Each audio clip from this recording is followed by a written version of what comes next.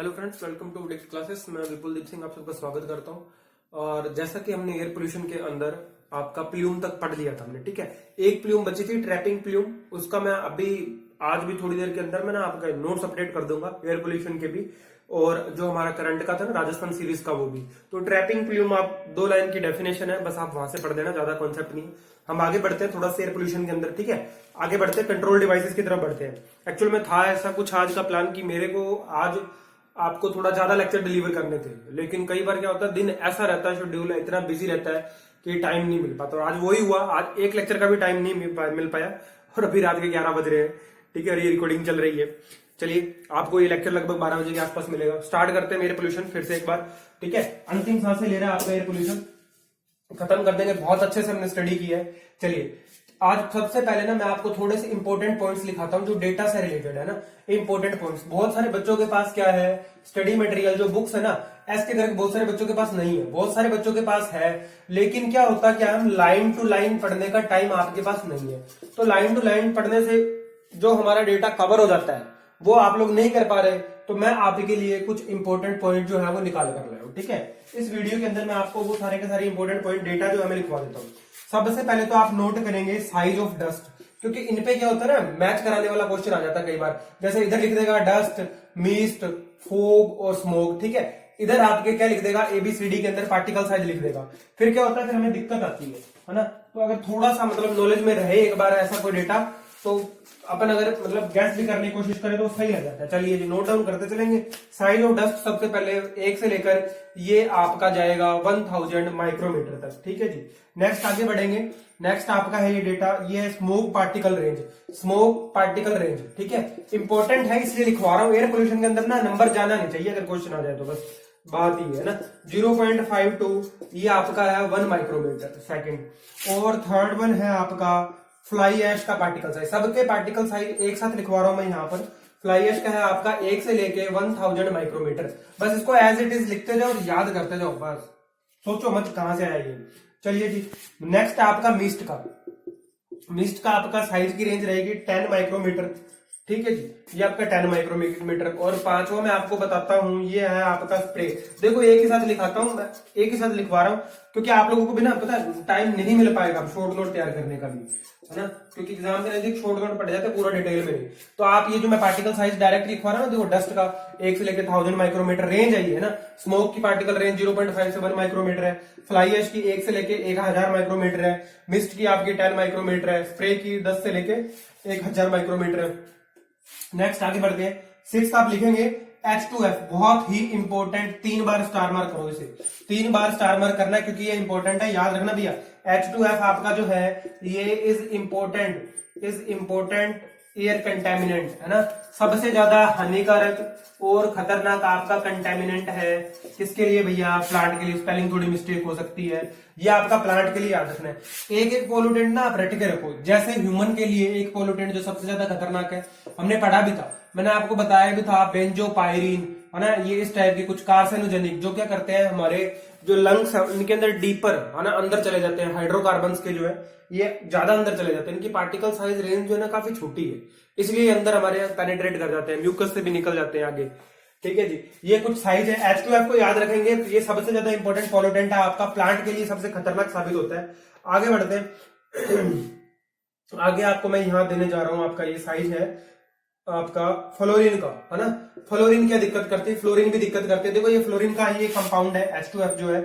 ऐसे ही फ्लोरीन अकेली जो है वो क्या करती है, एक्चुअल में वो क्या करती है आपका, देखो एक इफेक्ट होता है, और ये होता है फोटोटॉक्सिलोजिकल इफेक्ट करती है प्लांट के अंदर, ठीक है जी। इसको याद रखेंगे, कौन सा इफेक्ट होता है ये फ्लोरीन से, फोटोटॉक्सिलोजिकल इफेक्ट, है ना। और ये आती कहां से, अगर मैं इसके सोर्स की बात करूं या इसके सोर्स की बात करूं, तो ये ना आपकी एल्यूमिनियम की जो इंडस्ट्री है, एल्यूमिनियम की इंडस्ट्री हो गई, फर्टिलाइजर की इंडस्ट्री हो गई, वहां से ये निकलता है। ये आपको याद रखना है, इंपॉर्टेंट कंटेमिनेंट है किसके लिए, प्लांट के लिए। चलिए जी, आगे बढ़ते हैं। आगे मैं आपको नया कॉन्सेप्ट थोड़ा सा डिलीवर करता हूं, पोल्यूशन कंट्रोल डिवाइस थोड़ा, ये आप याद रखोगे, ठीक है। ये भूलना नहीं है, ये याद रख लेना, क्योंकि क्या होता है कई बार ये छूट जाते हैं ना, जैसे मेरे से छूट गए सपोज दैट, है ना। बताते बताते मैंने पीछे मुड़ के देखा, मुझे लगा कि हाँ 2-4 चीजें और भी हैं, रहनी नहीं चाहिए। देखो जो चीज मैं आपको दूं ना, जो चीज दूं आपको वो कंप्लीट ही दूं ना, उसमें किंतु परंतु नहीं होनी चाहिए। चलिए आगे बढ़ते हैं और आज का हमारा टॉपिक है natural self cleansing of environment, है ना।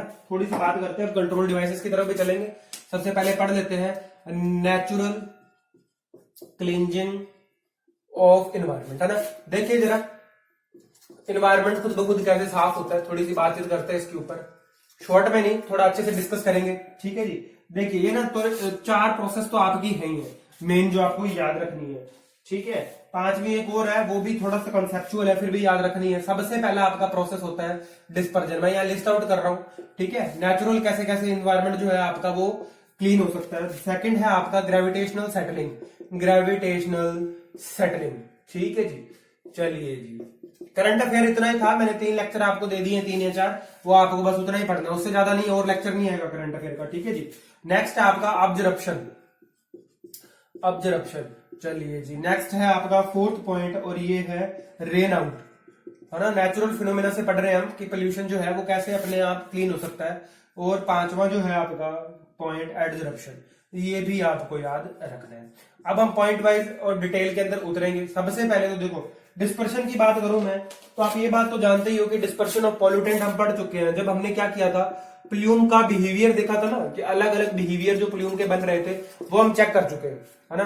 तो एक तरीके से डिस्पर्शन मैं ये मानकर चल रहा हूं कि आपने पढ़ लिया, फिर भी मैं यहाँ पर थोड़ा सा डिस्कस कर रहा हूं। देखो डिस्पर्शन जो है ना, किसी भी पॉल्यूटेंट का अगर एयर के अंदर क्या हो रहा है, डिस्पर्शन हो रहा है, तो इसका मतलब क्या है? इसका मतलब ये है कि आपका जो पॉल्यूटेंट है वो क्या चाहता है, वो आपके एयर के मोलिक्यूल के साथ दोस्ती करना चाहता है, ठीक है। एयर के मोलिक्यूल के साथ दोस्ती करना चाहता है, और उसे ये क्या कहता है, ये कहता है कुछ हमें तुम दोनों, कुछ मैं आपको देता हूं और कुछ आप मुझे दे दो, और चलो बराबर हो जाते हैं। अच्छा जी, जो आपका पॉल्यूटेंट है ये एयर से क्या दोस्ती में इसको देना चाहता है, ये कहता है तुम मेरा टेम्परेचर ले लो, मेरे पास गर्मी बहुत है, गर्म है ना, तभी तो ये राइज किया।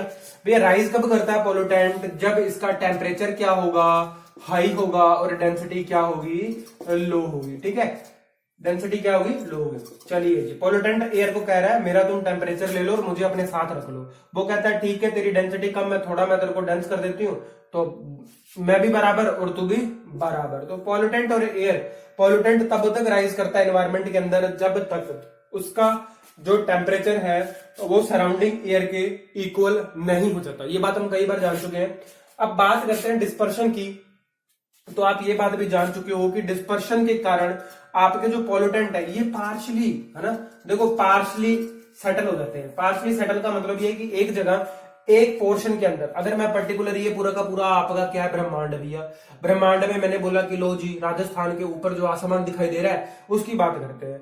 अब उसके अंदर क्या होगा, अगर डिस्पर्शन हो रहा है अच्छे से पॉल्यूटेंट का, तो आपको एक पर्टिकुलर केस में अगर मैं बात करूं, एक जगह पर क्या होगा, डिस्पर्जन के कारण पॉल्यूटेंट नहीं मिलते। नहीं मिलने का कारण मतलब क्या है, ये कंप्लीटली यहां से डिस्पर्स नहीं हुए, ये क्या हुए हैं, पार्शली डिस्पर्स हुए हैं, एक बार के लिए हट गए यहां से, ठीक है। बस इतना ही होता है, कभी भी पूरे के पूरे कंप्लीट होल जो पॉल्यूटेंट हैं आपके, उनका डिस्पर्शन नहीं होता।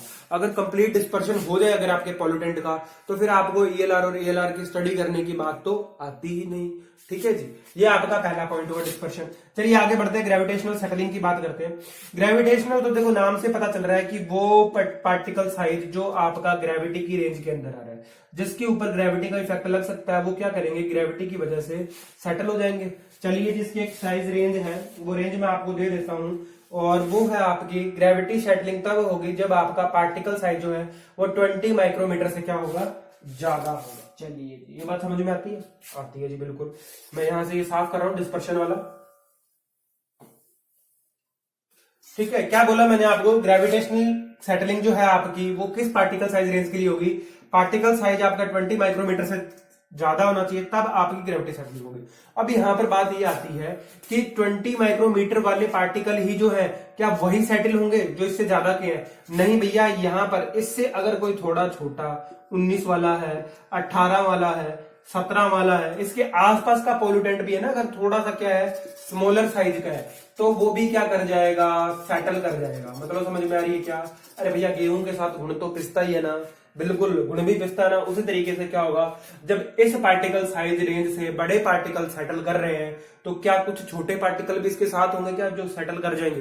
बिल्कुल कर जाएंगे। मैं यही आपको समझाना चाहता हूँ। ग्रेविटेशनल सेटलिंग के अंदर इस पार्टिकल साइज से ऊपर के तो सेट करते ही हैं और छोटे पार्टिकल्स भी जो है इनके साथ वो सेटल कर जाते हैं। देखो होता क्या एक्चुअल में, आप कहोगे सर ये तो मतलब ना मानने वाली सी बात हो गई, लेकिन देखो होता क्या, फ्लोकुलेंट बनते हैं ना, फ्लोकुलेंट बनते हैं, फ्लोकुलेशन होता है यहाँ पर, ठीक है जी, फ्लोकुलेशन होता है। फ्लोकुलेशन का मतलब क्या है, मतलब ये है कि ये कुछ एक बड़ा पार्टिकल है ना, पॉल्यूटेंट का।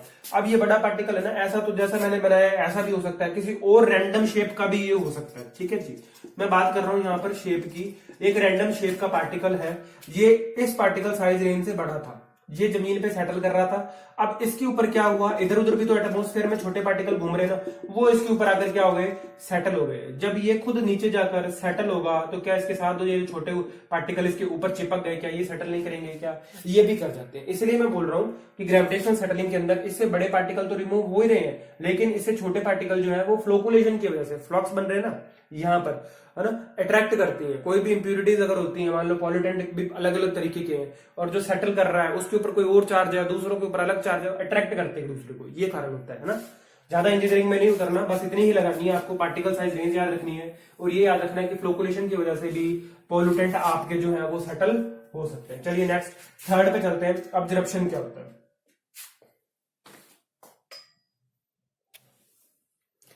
चलिए देखते हैं ऑब्जर्प्शन के अंदर क्या होता है। आपका ये जो थर्ड प्रोसेस है ना ऑब्जर्प्शन, देखो इसके अंदर क्या होगा, हम बात कर रहे हैं उस केस की जब आपके एटमॉस्फेयर के अंदर क्या है, बादल है ना, बादल आपके क्या है, क्लाउड है। चलिए जी, क्लाउड छाए हुए हैं आसमान के अंदर, और मैं बात कर रहा हूं उस टाइम की जब आपके पॉल्यूटेंट जो है वो कहां घूम रहे हैं, वो आपके घूम रहे हैं क्लाउड से नीचे, ये पॉल्यूटेंट घूम रहे हैं, है ना। अब देखो जब क्लाउड से नीचे पॉल्यूटेंट है उस कंडीशन में क्या होगा, अगर क्लाउड से क्या होगा, रेन आएगी, है ना, बारिश आएगी, तो उस कंडीशन के अंदर क्या होगा, यहां पर आपका जो पर्टिकुलेट मैटर है, ठीक है जी, जो आपका पर्टिकुलेट मैटर है और इसके साथ में जो आपके कौन से हैं, गैसियस पॉल्यूटेंट है, गैसियस पॉल्यूटेंट है, ये क्या होंगे, यहां पर क्या हो जाएंगे, ऑब्जर्व हो जाएंगे मॉइस्चर के अंदर। समझ रहे हो क्या, मॉइस्चर इनको क्या कर लेगा, ऑब्जर्व कर लेगा, और ये क्या करेंगे, पानी की बूंदों के साथ नीचे गिर जाएंगे। समझ आ रहा है, रेन ड्रॉप के साथ नीचे आ जाएंगे। और इस प्रोसेस को बोला जाता है, आपको मैंने पहले भी बता चुका हूं, हाइड्रोकार्बन्स के अंदर, है ना, वॉश आउट भी बोला जाता है और इसे स्क्वेंजिंग भी बोला जाता है। बात समझ में आ रही है क्या, स्क्वेंजिंग, स्क्वेंजिंग का मतलब होता है क्लीनलीनेस, एक तरीके का ना, क्लीनलीनेस हो गया क्या यहाँ पे, यही बात हो रही है।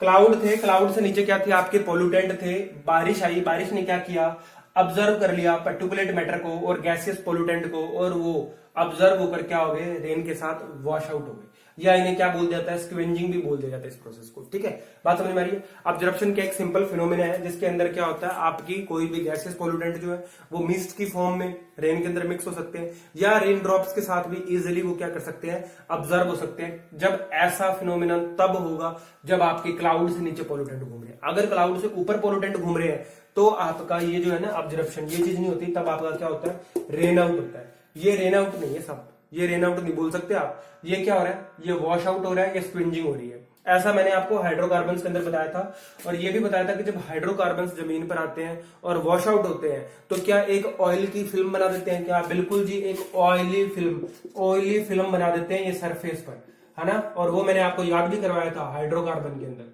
ठीक है, हाइड्रोकार्बन के अंदर मैंने आपको याद करवाया था, कॉन्सेप्ट दे दिया था। चलिए आगे बढ़ते हैं, रेन आउट की बात करते हैं। रेन आउट में क्या होगा, सेम ऐसा ही केस है, ठीक है। इस केस के अंदर जैसा मैंने आपको बताया उसका बिल्कुल सेम डिटो वैसा ही है, लेकिन इस बार कंडीशन क्या होगी, थोड़ी सी अलग कंडीशन होगी। क्या होगी भैया, इस बार आपके पोल्यूटेंट तो ये घूम रहे, ठीक है, पोल्यूटेंट आपके ये घूम रहे, बादल आपके नीचे, ठीक है जी। इस कंडीशन के अंदर क्या होगा, ये जो आपका पॉल्यूटेंट है ना, ये पॉल्यूटेंट जो है ये कैसे काम करेगा, एज ए न्यूक्लियस काम करेगा, ये आपका नाभिक के जैसे काम करेगा, क्या बिल्कुल न्यूक्लियस के जैसा काम करेगा, न्यूक्लियस की तरह काम करेगा। अब बादल तो रह गए नीचे, क्लाउड का है नीचे, ठीक है जी, और पॉल्यूटेंट कहां घूम रहा है, ऊपर। इस कंडीशन में जो आपका न्यूक्लियस है ना, उसके जैसे बिहेव करता है। अब इसके चारों तरफ क्या होगा, पॉल्यूटेंट के चारों तरफ पानी जो है ना, आपका पानी है ना, रेन ड्रॉप जो होती हैं, जिनको आप मॉइस्चर बोल रहे हो ना, रेन का जो मॉइस्चर है, वो बारिश की बूंदे क्या करती है, इसके चारों तरफ चिपक जाती है इस पॉल्यूटेंट के। जब ऐसा होगा, पॉल्यूटेंट के चारों तरफ आपकी क्या है, रेन ड्रॉप जो है वो चिपक गई और फिर क्या आ रही है, बारिश आ रही है। आएगा तो इस केस में भी ये नीचे ही, लेकिन इसे किस केस के अंदर रखा गया है, इसे रेन आउट के अंदर रखा गया है, इसे ऑब्जर्प्शन में नहीं रखा गया इस केस को। ठीक है, इस केस में पोल्यूटेंट जो है वो कहाँ है, क्लाउड से ऊपर है। और जब ये क्लाउड से ऊपर होते हैं तो एक न्यूक्लियस का काम करते हैं। रेन ड्रॉप्स और मॉइस्चर जो होता है, आप बोल लो भैया मॉइस्चर, ठीक है जी, आप बोल लो इसको वेपर, कुछ भी बोल लो, आपको कोई फर्क नहीं पड़ता। आप इसको बोल लो ह्यूमिडिटी, कुछ भी बोल लो, ठीक है। बस आपको इतना ध्यान रखना है, यहाँ पर किसकी ड्रॉप्स है, ये आपकी वाटर की ड्रॉप्स है, मॉइस्चर है, ये पानी है जी, ठीक है जी। और वो मॉइस्चर क्या कर रहा है, पोल्यूटेंट के चारों तरफ चिपक गया और रेन ड्रॉप के साथ ये पोल्यूटेंट जो है आपका नीचे आ गया, ठीक है जी। इस प्रोसेस को क्या बोला जाता है, आपका रेन आउट बोला जाता है। चलिए आगे बढ़ते हैं, और आपका नेक्स्ट प्रोसेस जो है, लास्ट प्रोसेस वो है, और वो है एडजरप्शन। चलिए जी, एडजरप्शन को देखते हैं, एडजरप्शन क्या होता है। ज्यादा कठिन नहीं है, देखो है ना, तो सेल्फ क्लींजिंग ऑफ एनवायरनमेंट है ना, ज्यादा कठिन नहीं है, ये आसान ही है, सिंपल सी है।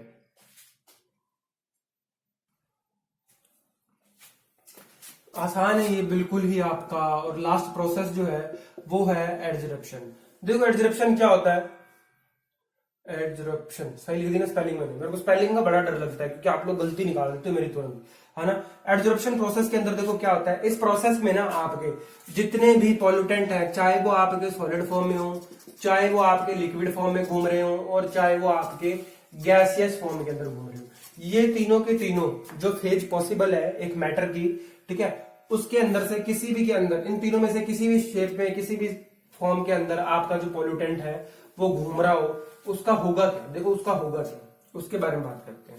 उसका एडजरप्शन होगा। और ये एडजरप्शन कैसे होता है, बात ये है, ये होता है आपका इलेक्ट्रोस्टैटिकली। देखो मैं आपको सिंपल सा एग्जांपल दूंगा और आपको पूरा पूरा समझ में आ जाएगा। आपने कई बार देखा होगा, जब हम कार अपनी ना गैरेज की बजाय कहां पर छोड़ देते हैं, बाहर ओपन एरिया के अंदर खुली छोड़ दो आप, ठीक है, आपकी कार जो है ना, कार का एग्जांपल दे रहा हूं मैं, कार को खुला छोड़ दो आप ओपन एरिया के अंदर, इसे 4 दिन तक आप खड़ा रहने दो, है ना भैया, 4 दिन तक आप खड़ा रहने दो, और फिर देखना इसके ऊपर जो इसके जो ग्लास है ना, ग्लास जो इसकी ग्लास है, उस ग्लास पे देखना क्या आपको सरफेस दिखाई देती है, क्या आप इसे डस्ट बोलते हो, क्या बिल्कुल जी, क्या ये आपकी सॉलिड फॉर्म है, क्या बिल्कुल जी, क्या आपने कई बार इसी ग्लास पर सर्दियों में लिक्विड भी देखा है, क्या देखा है जी, बिल्कुल, ठीक है। और तीसरी फेज जो वो आपको दिखाई नहीं देती, इसलिए मैंने लिखा नहीं कि आपने ये भी देखा है क्या। बात यहां पर ये हो रही है कि जो भी आपके पॉल्यूटेंट है, चाहे वो सॉलिड हो, लिक्विड हो, गैस हो, उनके ऊपर जो चार्ज होता है उससे अपोजिट चार्ज अगर उसे मिल जाए भैया किसी ग्लास पे, अगर वो उसे मिल जाए किसी रॉक पे, या उसे मिल जाए किसी अदर सॉलिड सरफेस पे, तो आप कहोगे सर ऐसे तो हमारी जो रूफ होती है, छतें, उनपे बड़ा कचरा जमा हुआ होता है ना, 20-20 दिन बाद जाके देखो टेरेस पे तो काफी आपको मिट्टी मिलती है। ये क्या है, ये एक प्रोसेस है, इसे बोला जाता है इलेक्ट्रोस्टैटिकली, मतलब जब पॉल्यूटेंट का और आपके सरफेस का अपोजिट चार्ज हो जाता है, ये एक दूसरे को अट्रैक्ट करते हैं, जिसकी वजह से पॉल्यूटेंट उस हार्डर सरफेस पे, चाहे वो एक ग्लास हो, चाहे वो एक रॉक हो, चाहे वो एक सॉलिड सरफेस हो, वहां पर जाकर क्या हो जाता है, एक्यूमुलेट हो जाते हैं। बात समझ में आ रही है। इस प्रोसेस को आप क्या बोलते हो, एडजरप्शन बोलते हो। और ये किस पार्टिकल साइज के लिए होता है, इसकी रेंज बहुत जरूरी है। देखो इस प्रोसेस की ना रेंज जानना बहुत जरूरी है, क्योंकि सारे पार्टिकल इस रेंज में नहीं आते। 10 to 15 माइक्रोमीटर आपकी रेंज है, ठीक है जी। उम्मीद करता हूं आपको नेचुरल क्लींजिंग ऑफ एनवायरनमेंट जो है समझ में आई होगी, और क्योंकि हम इसके बाद में नेक्स्ट स्टार्ट करने जा रहे हैं पोल्यूशन कंट्रोल डिवाइसेस, ठीक है जी, इसलिए इसको समझना बहुत जरूरी था कि क्या फिनोमिना है, नेचुरली एनवायरनमेंट कैसे क्लियर होगा। अब हमारा काम क्या है, अब हमें क्या पढ़ने हैं, पोल्यूशन कंट्रोल डिवाइस पढ़ने हैं। अब हम क्या चाहते हैं, हम खुद कोशिश करके देखना चाहते हैं कि क्या हम पोल्यूटेंट को रोक सकते हैं, क्या हम पोल्यूटेंट को खत्म कर सकते हैं। ठीक है जी, खत्म तो नहीं कर सकते लेकिन कंट्रोल जरूर कर सकते हैं। चलिए नेक्स्ट आपका टॉपिक है पोल्यूशन कंट्रोल डिवाइसेस, ठीक है जी, पोल्यूशन कंट्रोल डिवाइसेस। और ये आपका लास्ट टॉपिक है, और मेरी तरफ से आपका एयर पोल्यूशन का सिलेबस खत्म हो जाएगा, ठीक है। उसके बाद हमें कुछ नहीं, म्युनिसिपल सॉलिड वेस्ट पढ़ना है। देखो एक्ट जो है ना, अगर मुझे टाइम मिला तो मैं 1986 का वीडियो बना दूंगा, एनजीटी का बना दूंगा, वरना आप देखो एयर पोल्यूशन पूरा हो गया, मैं आपको जो एमएसडब्ल्यू अपना एमएसडब्ल्यू को भी कंप्लीट लेक्चर दूंगा, और हो सका तो सीवेज के भी आपको मिलना शुरू हो जाएंगे कल से, ठीक है। चलिए जी आगे बढ़ते हैं। मैं आपको बताता हूं कंट्रोल डिवाइस जो आपके दो तरीके के हैं। पहला जो है आपके, इन्हें बोला जाता है पार्टिकुलेट कंट्रोल, पार्टिकुलेट पार्टिकल्स को कंट्रोल करने वाले डिवाइस हो गए, ठीक है जी। और दूसरे आपके हो गए गैसियस कंट्रोल, ठीक है, ऐसे पार्टिकल जो किस फॉर्म में घूम रहे हैं, गैसियस फॉर्म के अंदर घूम रहे हैं, उनका भी कंट्रोल होता है। चलिए नेक्स्ट आगे बढ़ते हैं। सबसे पहले पार्टिकुलेट कंट्रोल वाले जो है मैं वो आपको लिखवा देता हूं, ये ज्यादा है, ठीक है। और इसके अंदर सबसे पहला आप वही कॉन्सेप्ट पढ़ोगे ग्रेविटेशनल सेटलिंग वाला, तो आपका ये है ग्रेविटेशनल सेटलिंग चैम्बर। चलिए जी, पहला डिवाइस आपका ये है। नेक्स्ट आपका सेकंड है, और ये है मेरे हिसाब से सेंट्रीफ्यूगल कलेक्टर्स इन्हें बोला जाता है ना। ये दो तरीके का होता है ये, ठीक है जी। एक होता है डायनेमिक और दूसरा होता है सेंट्रीफ्यूगल। सिंपल है ना, सिंपल होता है, दूसरा डायनेमिक होता है। सेंट्रीफ्यूगल कलेक्टर्स, ठीक है जी। इंक्लूडिंग इसके अंदर दो हैं, एक जो आपका बोलते हो आप साइक्लोन कलेक्टर, और दूसरा आपका होता है डायनेमिक, ठीक है जी। डायनेमिक और साइक्लोन कलेक्टर दोनों होते हैं। तीसरा आपका थर्ड आता है यहाँ पर पर्टिकुलेट कंट्रोल वाला, और वो है आपका वेट स्क्रबर।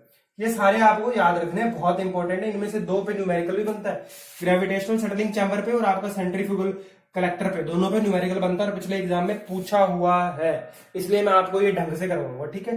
चलिए जी, नेक्स्ट आपके थर्ड है वेट स्क्रबर, और इसी के अंदर आप पढ़ेंगे स्प्रे टावर, ठीक है जी। स्प्रे टावर भी आप इसी के अंदर पढ़ेंगे। और नेक्स्ट आपका वेंचुरी स्क्रबर भी आप इसी के अंदर पढ़ेंगे। चलिए जी, नेक्स्ट आपका फोर्थ पॉइंट है इलेक्ट्रोस्टैटिक प्रेसिपिटेटर, ठीक है।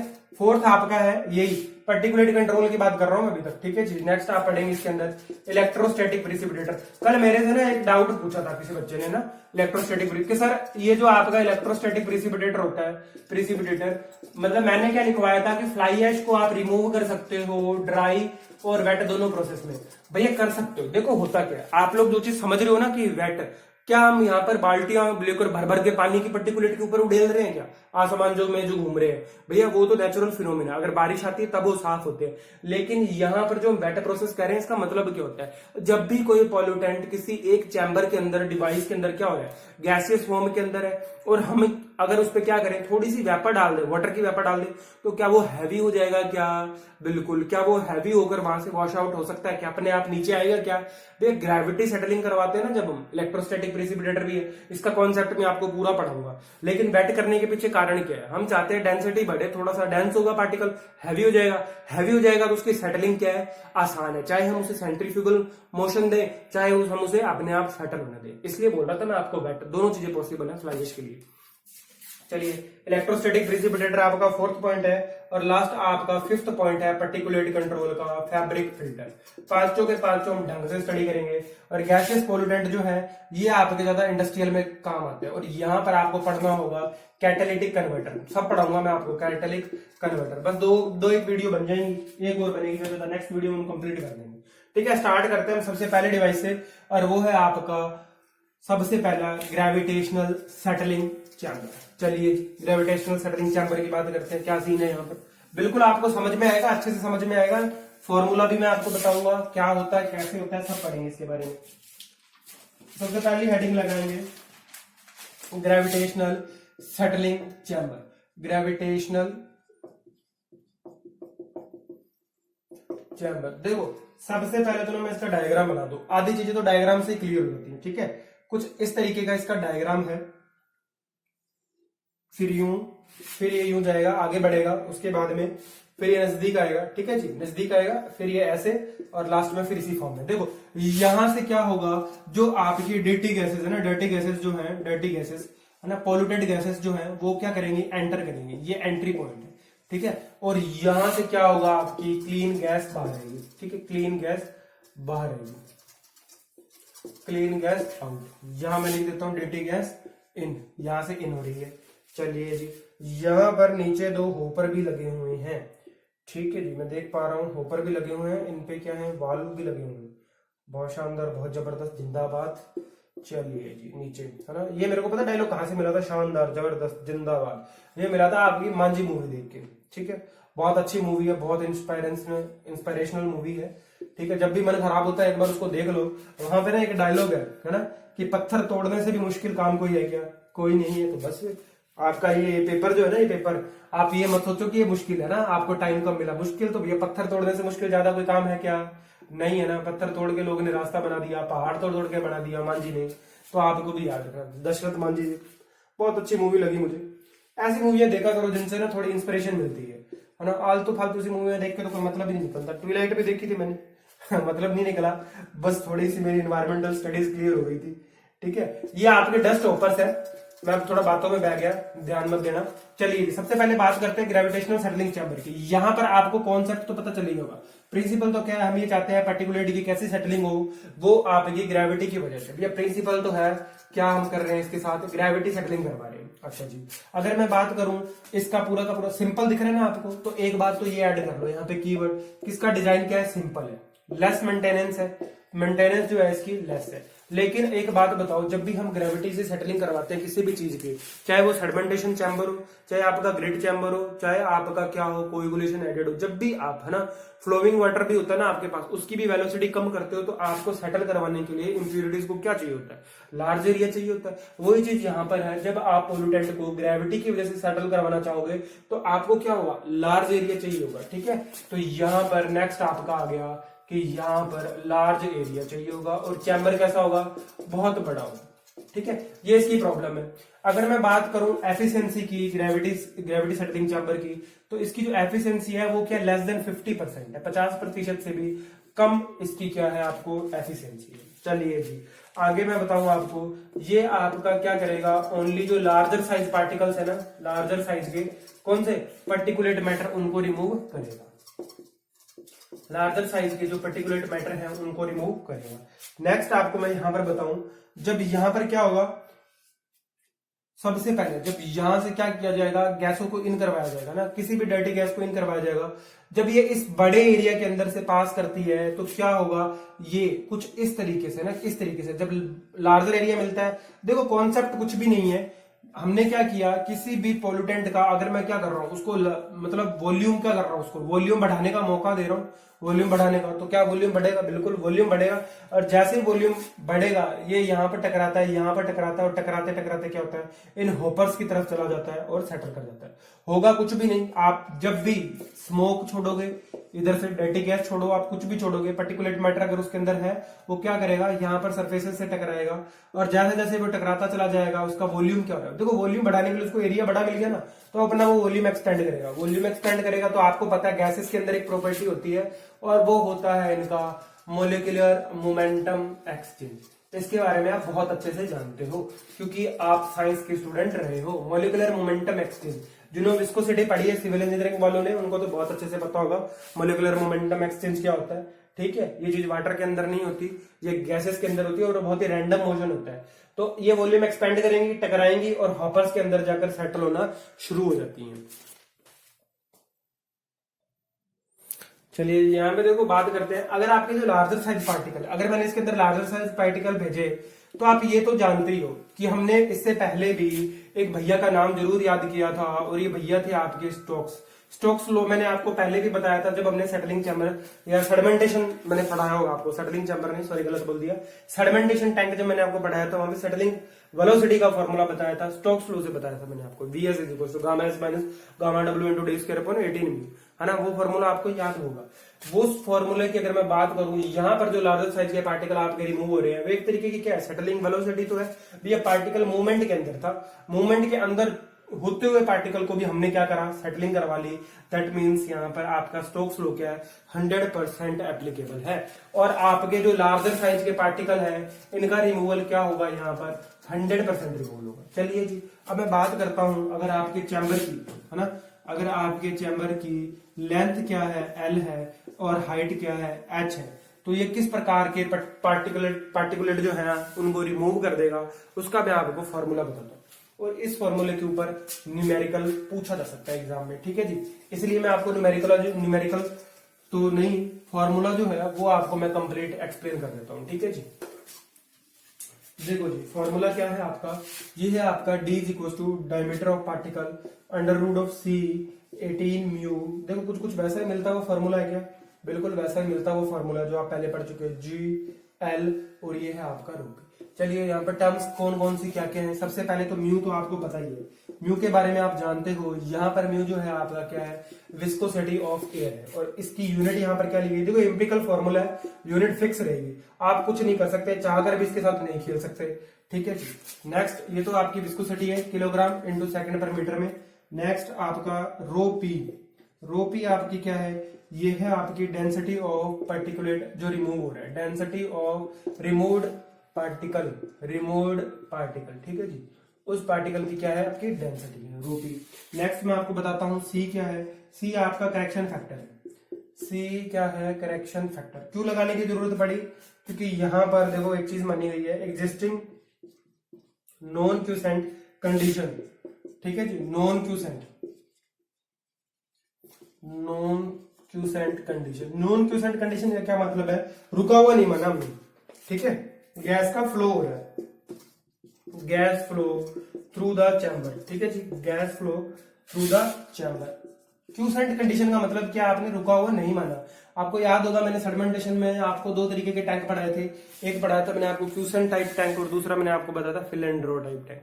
समझ में आ रही है। तो यहाँ पर कौन सी कंडीशन जो है क्यूसेंट टाइप कंडीशन नहीं बनेगी, गैस जो है वो क्या कर रही है, फ्लो कर रही है थ्रू द चैम्बर, और इसकी वैल्यू जो है अगर नहीं दी हुई है तो कितनी लेनी है आपको, न्यूमेरिकल में 2 देनी है। इसके ऊपर न्यूमेरिकल पूछा जा सकता है, देखो ना आपकी यहाँ पर रह गई VH। VH देखो क्या है, VH है आपकी वेलोसिटी ऑफ गैस पासिंग। जो भी गैस यहां से पास कर रही है उसकी वेलोसिटी क्या है आपकी VH है। और यहाँ पर H किसको रिप्रेजेंट करता है, ये आपकी हॉरिजॉन्टल वेलोसिटी को, किसको रिप्रेजेंट कर रहा है, हॉरिजॉन्टल वेलोसिटी को रिप्रेजेंट कर रहा है। ठीक है जी, कोई टर्म बची तो नहीं है। सी बता दिया, रो पी बता दिया। जी के बारे में आप जानते हो, एक्सेलरेशन कोएफिशिएंट, ठीक है जी, ग्रेविटी एक्सेलरेशन कोएफिशिएंट है। और VH की जो वैल्यू है अगर आपको क्वेश्चन के अंदर दी हुई नहीं है तो इसे आपको 0.5 से लेकर आपको 2.5 मीटर पर सेकंड तक लेना हो, ठीक है जी, समझ में आया। ये फॉर्मूला बिल्कुल बेसिक फॉर्मूला है और इसके ऊपर पिछली बार न्यूमेरिकल एग्जाम के अंदर आया हुआ है, अच्छे से समझ लो इसको। 18 म्यू, म्यू आपकी विस्कोसिटी है गैस की, VH आपकी हॉरिजॉन्टल वेलोसिटी है, H हाइट है चैम्बर की, G आपका क्या है एक्सेलरेशन है, L लेंथ है, और रो पी क्या है आपकी डेंसिटी है ना, जो भी यहां से आपका पार्टिकल पास हो रहा है उसकी डेंसिटी है, ठीक है, रिमूव पार्टिकल की, सॉरी। और करेक्शन फैक्टर आपने सी लिया, जहां पर आपने क्यूसेंट कंडीशन नहीं मानी, गैस क्या हो रही है, फ्लो हो रही है चैम्बर से, और इसकी वैल्यू कितनी ली जाएगी 2। इसके ऊपर न्यूमेरिकल पूछा जा सकता है। ये आपका कंप्लीट कॉन्सेप्ट था ग्रेविटेशनल सर्लिंग चैम्बर का। देखो ग्रेविटेशनल सर्लिंग चैम्बर में कुछ भी नहीं है, बेसिक प्रिंसिपल जो हमने पढ़ा था सेल्फ क्लिंजिंग का, है ना, एनवायरमेंट का, वो ही है। यहाँ पर ग्रेविटी की वजह से पार्टिकल रिमूवल, रेंज याद रखेंगे 50% आपको पता है, एफिशिएंसी इसकी 100% लार्जर पार्टिकल का रिमूवल होगा। स्टोक्स लॉ यहाँ पर वैलिड है, ये फॉर्मूला आपको भूलना नहीं है, जिंदगी बनाने वाला फॉर्मूला है ये आपका, ठीक है जी। मैं अपने शब्दों को यहीं अब समाप्त करता हूँ, यहीं रोकता हूँ। बाकी का हम कॉन्सेप्ट जो है नेक्स्ट लेक्चर के अंदर पढ़ेंगे। तब तक के लिए धन्यवाद।